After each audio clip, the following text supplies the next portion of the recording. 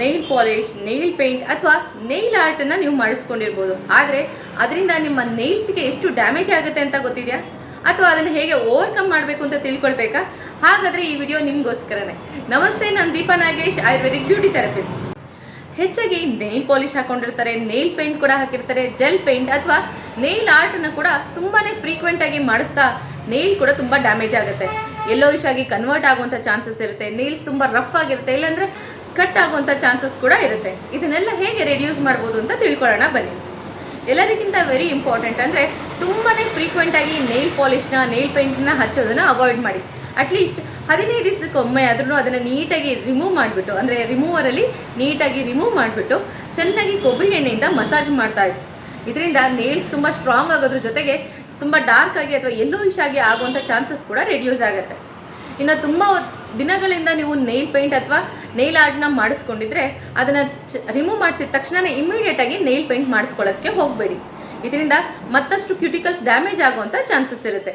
ಅದರ ಬದಲಿಗೆ ಒಂದು ವಾರದ ತನಕ ನೀವು ನೈಲ್ ಸೋಕಿಂಗ್ ಅಂತ ಹೇಳ್ತೀವಿ, ಅಂದರೆ 2 ಬೌಲಲ್ಲಿ ಸ್ವಲ್ಪ ಎಣ್ಣೆನ ಹಾಕಿ ಅದನ್ನು ನೇಲ್ಸ್ನ ಕಂಪ್ಲೀಟಾಗಿ ಸೋಕ್ ಮಾಡಿ ಬ್ಯಾಕ್ವರ್ಡ್ ಡೈರೆಕ್ಷನಲ್ಲಿ ಮಸಾಜ್ ಮಾಡಿಕೊಂಡು ಕಾಟನಲ್ಲಿ ರಬ್ ಮಾಡ್ಕೊಳ್ತಾ ಬನ್ನಿ. ಇದರಿಂದ ನೇಲ್ ಆರ್ಟಿಂದ ಆಗಿರುವಂಥ ಡ್ಯಾಮೇಜ್ ಕೂಡ ರೆಡ್ಯೂಸ್ ಆಗುತ್ತೆ. Healthy and strong nails growth ಆಗೋದಕ್ಕೆ ಕೂಡ ಹೆಲ್ಪ್ ಆಗ್ತಾ ಬರುತ್ತೆ. ಯಾವ ಆಯಿಲಲ್ಲಿ ಇದನ್ನು ಡಿಪ್ ಮಾಡ್ಕೊಳ್ಬೇಕು ಅಥವಾ ನೇಲ್ಸ್ಗೆ ಯಾವ ಆಯಿಲ್ ಸೋಪ್ ಮಾಡಿದ್ರೆ ತುಂಬ ಚೆನ್ನಾಗಿ ಗ್ರೋತ್ ಆಗುತ್ತೆ ಅಂತ ತುಂಬ ಜನಕ್ಕೆ ಕ್ವಶನ್ ಇರುತ್ತೆ. ಸಾಧಾರಣವಾಗಿ ಸಿಗುವಂಥ ಕೊಬ್ಬರಿ ಎಣ್ಣೆಲಿ ಕೂಡ ಇದು ತುಂಬ ಚೆನ್ನಾಗಿ ವರ್ಕ್ ಆಗುತ್ತೆ. ತುಂಬಾ ಸ್ಟ್ರಾಂಗ್ ಆಗಿರೋ ನೇಲ್ಸ್ ಬೇಕು ಅಂತಂದರೆ ಕೊಬ್ಬರಿ ಎಣ್ಣೆಗೆ ಸ್ವಲ್ಪ ಬಾದಾಮಿ ಎಣ್ಣೆ, ವಿಟಮಿನ್ ಇ ಕ್ಯಾಪ್ಸೂಲ್ನ ಹಾಕಿ ಚೆನ್ನಾಗಿ ಮಿಕ್ಸ್ ಮಾಡಿ ಆ ಬೌಲಲ್ಲಿ ನೀವು ನೇಲ್ಸ್ನ ಸೋಕ್ ಮಾಡ್ತಾ ಬರ್ಬೋದು. ಪ್ರತಿದಿನ ಆಯಿಲ್ನ ಡಿಸ್ಕಾರ್ಡ್ ಮಾಡಬೇಕು ಅನ್ನೋ ಅಗತ್ಯ ಇರೋದೇ ಇಲ್ಲ. ಒಂದು ವಾರ ತನಕ ಸೇಮ್ ಆಯಿಲಲ್ಲಿ ನೀವು ನೇಲ್ಸ್ನ ಸೋಕ್ ಮಾಡ್ತಾ ಬರೋದ್ರಿಂದ ನೇಲ್ಸ್ ಕೂಡ ತುಂಬ ಚೆನ್ನಾಗಿರುತ್ತೆ, ಹೆಲ್ದಿ ಆ್ಯಂಡ್ ಸ್ಟ್ರಾಂಗ್ ಆಗಿ ಕೂಡ ಬೆಳೆಯುತ್ತೆ. ಇನ್ನು ಕೆಲವರಿಗೆ ಕ್ಯೂಟಿಕಲ್ಸ್ ಹತ್ರ ತುಂಬ ಚರ್ಮ ಎದ್ದೇಳ್ತಾ ಇರುತ್ತೆ. ಇದು ಡಿಹೈಡ್ರೇಷನಿಂದನೂ ಆಗಿರ್ಬೋದು ಅಥವಾ ಸಾಕಷ್ಟು ರೀತಿಯ ವಿಟಮಿನ್ ಡಿಫಿಷಿಯನ್ಸಿಯಿಂದ ಕೂಡ ಕ್ಯೂಟಿಕಲ್ಸ್ ಫೀಲ್ ಆಗ್ತಾ ಇರುತ್ತೆ. ಇದನ್ನು ರೆಡ್ಯೂಸ್ ಮಾಡಬೇಕಂತಂದರೆ ಮನೇಲಿ ಈಸಿಯಾಗಿ ಪ್ಯಾಕನ್ನು ಹಾಕೊಳ್ಬೋದು. Yes, face pack, hand pack ಅಥವಾ ಬಾಡಿ ಪ್ಯಾಕ್ ಇದ್ದಂಗೆ ನೇಲ್ಗೆ ಕೂಡ ನೀವು ಪ್ಯಾಕ್ ಹಾಕ್ಬೋದು. ಇದಕ್ಕೆ ವೆರಿ ಸಿಂಪಲ್ ಇಂಗ್ರೀಡಿಯೆಂಟ್ ಇದ್ದರೆ ಸಾಕಾಗುತ್ತೆ.